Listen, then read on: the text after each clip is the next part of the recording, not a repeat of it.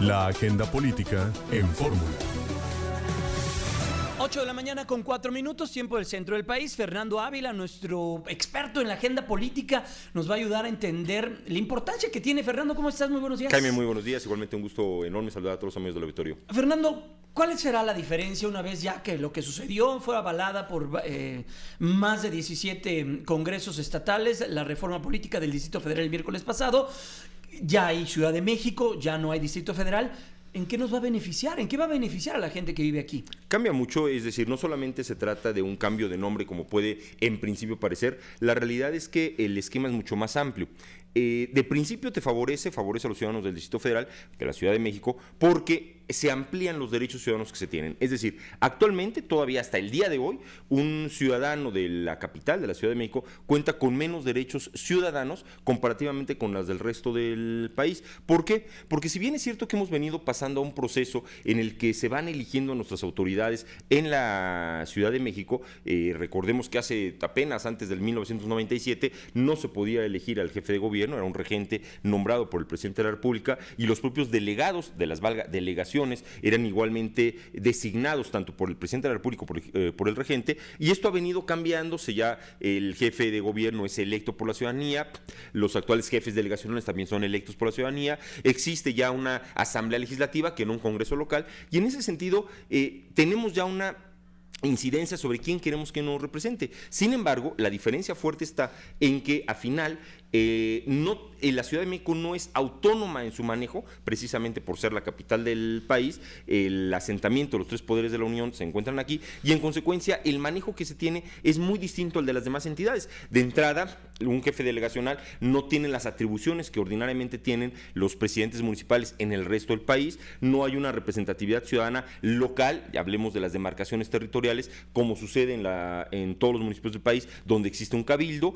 El jefe de gobierno del Distrito Federal, por ejemplo, no tiene una autonomía para nombrar a su propio jefe de la policía, a su propio procurador. En caso de que hubiera alguna circunstancia política grave en la capital, el Senado de la República es quien interviene para decidir si se remueve o no se remueve al jefe de gobierno, cuando en las entidades federativas quien decide esta circunstancia tiene que ser el propio Congreso local. En fin, son una serie de elementos que van más allá del mero cambio de nombre, y que sí va a permitir que la ciudadanía tenga un acceso mucho más cercano con sus autoridades. En el caso de las demarcaciones territoriales, una vez que se apruebe la Constitución política de la Ciudad de México y que esta entre en vigor en 2018, sin duda alguna tendrá la posibilidad de acercarse mucho más a sus autoridades locales, llamémosle de esta forma, es decir, a los alcaldes de las demarcaciones territoriales, a su cabildo conformado por 10 personas, que tendrán la posibilidad precisamente de estar mucho más cerca de la ciudadanía, de estar atendiendo de manera mucho más directa los planteamientos que la misma tenga, y eso en principio ya es un cambio radical, no solo, insisto, en lo que tendría que ver con el cambio de nombre de una entidad o no, sino realmente la manera en que ésta se conduce, la manera en que ésta se desenvuelve de manera cotidiana. Y para los ciudadanos aquí capitalinos, más allá de todo lo que nos estás hablando, las estructuras gubernamentales, las policías, el cambio de jefe delegacional, ¿qué será? ¿Un alcalde? Eso... ¿Bien, mal? Por ¿Nos supuesto, conviene, no nos conviene? Desde luego que nos conviene, porque... ¿Más burocracia han dicho en ocasiones? De hecho, estrictamente hablando, no se incrementará, o por lo menos ese porque ese también ha sido uno de los comentarios, ¿no? Desde luego que pudiera incrementarse la estructura burocrática. No es el tema, o por lo menos no es el punto. Finalmente, eso, lejos de beneficiar, sí complicaría mucho más la posibilidad de este acercamiento, de esta operación de la misma ciudad y de las propias demarcaciones territoriales, pero sí cambia en el sentido de que ya los controles van a ser directos por parte tanto del jefe de gobierno, del gobernador, el símil de gobernador comparativamente con las demás entidades, del propio alcalde, que insisto, hoy está muy acotado en sus condiciones de gobierno. Realmente un jefe delegacional son muy pocas las atribuciones administrativas y sobre todo de definición o decisión que tiene el día de hoy, comparado a lo que pueden decidir los alcaldes en cualquier parte del país, los presidentes municipales. Y además la ausencia de un órgano colegiado que acompañe estas decisiones. El hecho de que ya un alcalde de una demarcación territorial sí tenga mucho más acceso a ciertas definiciones, sin duda alguna permitirá no solamente la atención mucho más expedita hacia la ciudadanía, que hoy finalmente también es uno de los problemas que nos enfrentamos por la centralización que tiene la propia jefatura de gobierno del Distrito Federal así está concebida, así está estructurada, esa centralización empezará a permear hacia abajo, es decir, poco a poco esas atribuciones las retomarán las demarcaciones territoriales, y eso, insisto, al final favorece al ciudadano porque le permite tener una relación tú a tú con su gobernante.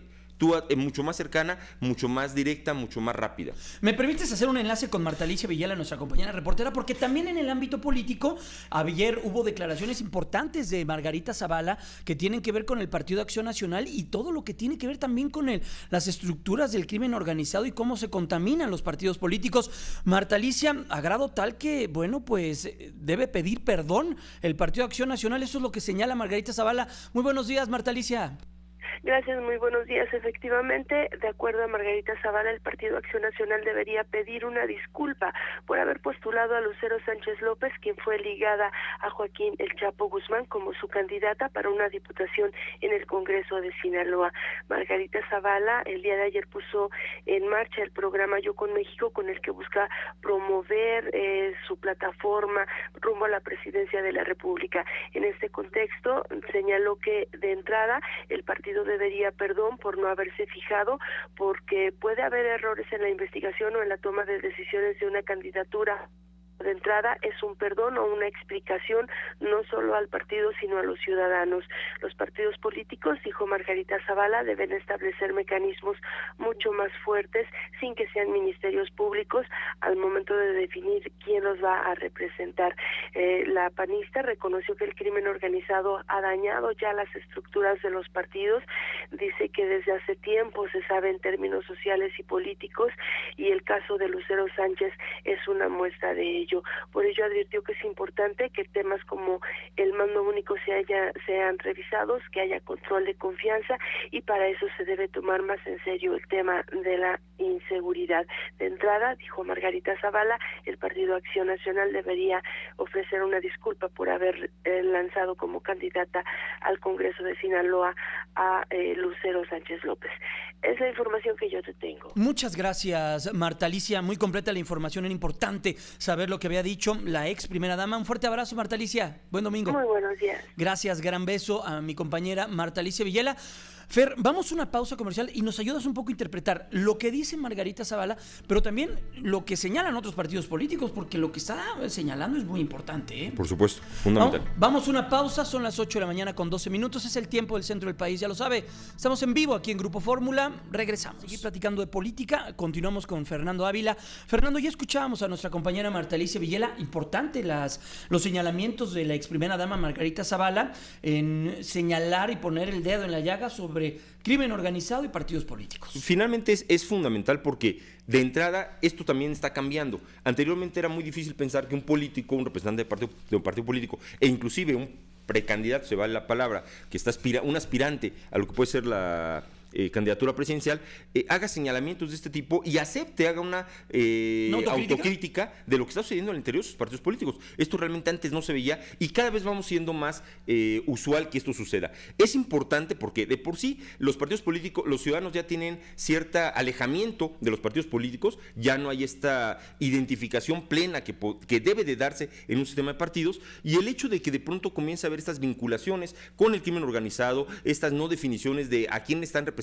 realmente o cómo se están dando estos apoyos, sin duda alguna lo que provoca es que la misma ciudadanía se aleje de los partidos políticos y abre una puerta interesante también hacia ahora este nuevo esquema de los propios candidatos independientes, que si pensemos simplemente, si en el caso de los partidos políticos es complicado tener un control estricto de a quién estás postulando, de cuáles son sus ligas, de cuáles son sus apoyos y que eventualmente se van dando cuenta de este tipo de cuestiones como lo que sucede en Sinaloa con esta diputada, imaginemos si le damos la puerta completamente abierta a un tema de candidaturas ciudadanas independientes donde no vamos a tener ni siquiera estos controles. Entonces son temas muy complejos que requieren, que demandan una atención mucho más exhaustiva de cuáles van a ser las formas en que los partidos políticos pueden evitar que se les filtren candidatos que estén apoyados por el crimen organizado, que estén apoyados por otras fuerzas no legítimas, no legales, y que al mismo tiempo no cierren la puerta a candidatos legítimamente independientes que estén buscando mejorar las condiciones del país sin que igualmente tengan este tipo de vinculaciones. Es un tema muy profundo y que tendrán que intervenir todas las autoridades, PGR, el propio Instituto Nacional Electoral. No hay partido que esté exento a este riesgo.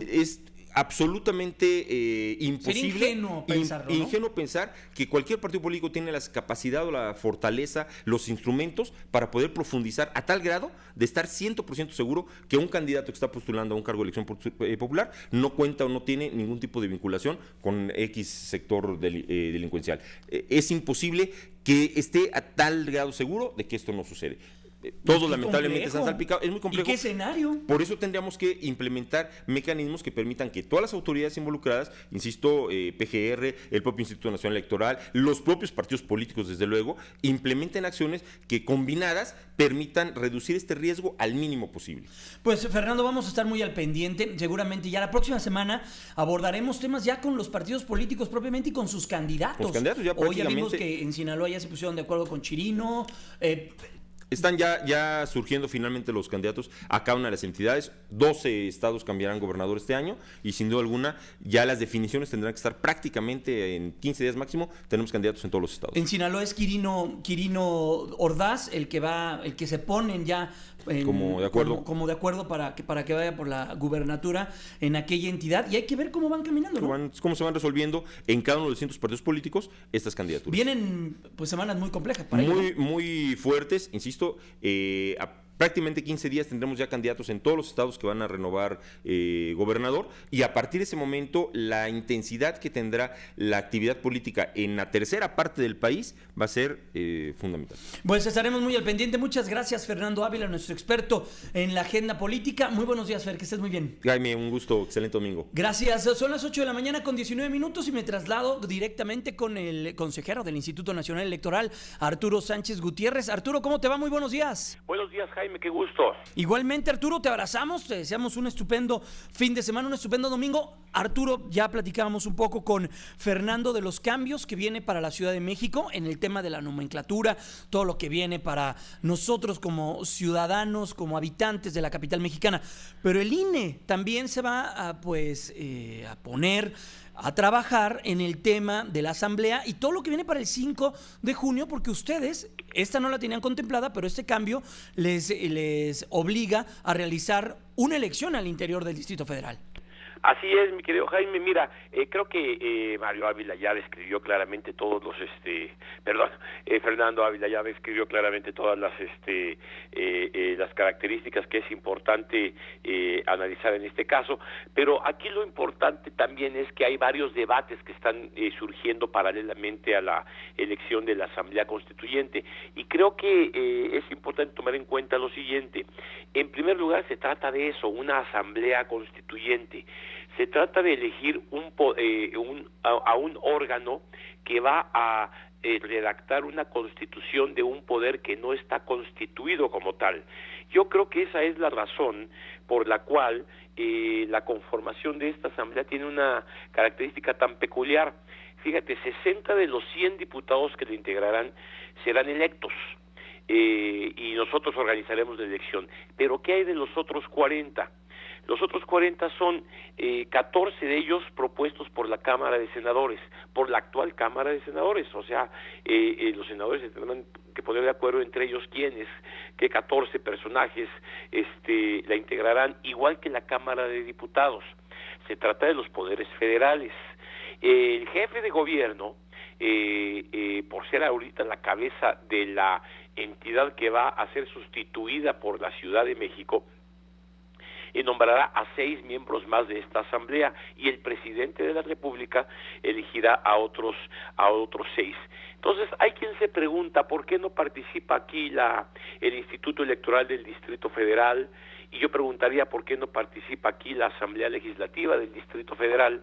Y creo que se trata justamente de una decisión que está embargando a la federación en su conjunto. Estamos eligiendo a una asamblea constituyente que va a cambiar la composición política, ciertamente, de lo que hoy es el Distrito Federal, dejará de ser el Distrito Federal, y cambia el pacto federal, por eso tienen que estar involucrados todos los poderes de la República, y eso parece muy importante. Ahora, esto no quiere decir que el IEDF, que ha hecho un excelente trabajo organizando las elecciones locales, no participe con nosotros. La cosa es que lo que nos empieza a nosotros como Instituto Nacional Electoral a apresurar mucho es el tiempo. Fíjate, Jaime, a partir de hoy nos quedan 133 días para la elección. Llevamos desde diciembre pasado haciendo varios proyectos entre los consejeros electorales, analizando qué es lo que dice el decreto, qué es lo que tenemos que incorporar, y por eso mismo necesitamos tener mucha claridad de quiénes y cómo vamos a participar en la organización de esta elección. Desde luego que el Instituto Electoral del Distrito Federal, es lo que estamos buscando nosotros, encontrará espacios de colaboración para que con su experiencia nos ayuden a que esta elección sea un éxito. Con todo, creo que había una gran cantidad de dilemas que resolver. El propio método de la elección, fíjate que hay una cosa muy curiosa, el decreto establece que debe haber hasta 60 candidatos independientes, y cada uno de los partidos propondrá sus propios candidatos a la Arturo, asamblea. ¿pero qué tan independiente puede ser alguien que es propuesto por un partido político? No, es que los partidos proponen a sus propios 60 candidatos, Ajá. pero también un ciudadano común, tú o yo, o quien, bueno, yo no puedo legalmente, pero Ajá. cualquier ciudadano puede cumplir los requisitos y aspirar a ser candidato independiente. Hay que cumplir una serie de requisitos difíciles, pero bueno, esperamos Firmas que y todo ello, ¿no? firmas y todo ese tipo de cuestiones. Ahorita paso para allá. Lo importante es que, ya que tenemos la lista de independientes y luego las listas de los partidos políticos, el decreto dice que una vez que se vote, primero se les da lugar a los independientes. O sea, primero entran todos los independientes que hayan logrado la votación necesaria, y después empezamos a repartir a los candidatos de los partidos políticos a través del método de representación proporcional. ¿Por qué esto? Porque sí se busca en el decreto que haya una participación no solamente de partidos, sino de ciudadanos interesados, que pueden no participar en ningún partido, pero que les importa su ciudad y que deben participar. Ahora, técnicamente, para nosotros eso significa una gran cantidad de dilemas que hemos estado resolviendo. Por ejemplo, ¿qué plazo les vamos a dar para que los independientes recopilen las firmas que se necesitan? ¿Qué calendario vamos a hacer en toda la elección? ¿Va a haber para los partidos políticos periodo de precampaña o de proceso interno de selección de sus candidatos? ¿Cómo vamos a fiscalizar los gastos que estén involucrados en ese tipo de campañas, que no es lo mismo que una campaña normal? Y en eso es en lo que hemos estado trabajando. Ahora, si tú me preguntas si los independientes la tienen un poco complicada, pero bueno, así lo dice el decreto, tendrán que cada uno recopilar aproximadamente 73,800 firmas en toda la Ciudad de México, porque son lo que equivale al 1% del listado nominal vigente actualmente en la Ciudad de México. Entonces, bueno, pues sí, nosotros tendremos que esperar que los candidatos independientes recopilen estas firmas, nos las traigan, revisar que todas estas personas estén en el padrón, etcétera, etcétera, etcétera. Y eso es lo que estamos esta semana. Ya nos urge que se publique en el diario oficial para tener el máximo tiempo posible para trabajar esta elección. Oye, Arturo, rápidamente, en 20 segundos, entonces el ciudadano, el que vaya a la urna, ¿cómo va a ver su papeleta? ¿Cómo va a estar? ¿Va a estar llena de logotipos o cómo va a estar? Va a ser una boleta que va a tener dos espacios necesariamente. Ajá. Una en la que estará la lista de los candidatos independientes, con un espacio en donde él puede apuntar el nombre del candidato independiente o el número de la lista que le corresponda. Ajá. Y luego otro espacio por si opta no por un independiente, sino por un partido político, y ahí marcará el emblema del partido que prefiera. Pensé que lo iban a llenar ahí de papeles y todo. No, es una sola boleta, depende del número Perfecto. de independientes cómo lo haremos. Pues Arturo Sánchez Gutiérrez, muchas gracias, era muy importante abordar este tema. Gracias, te mandamos un fuerte abrazo. Igualmente, Jaime, saludos a todo tu auditorio. Que estés muy bien, nos despedimos de la radio, nos vamos a la televisión. Quédese con nosotros, regresamos.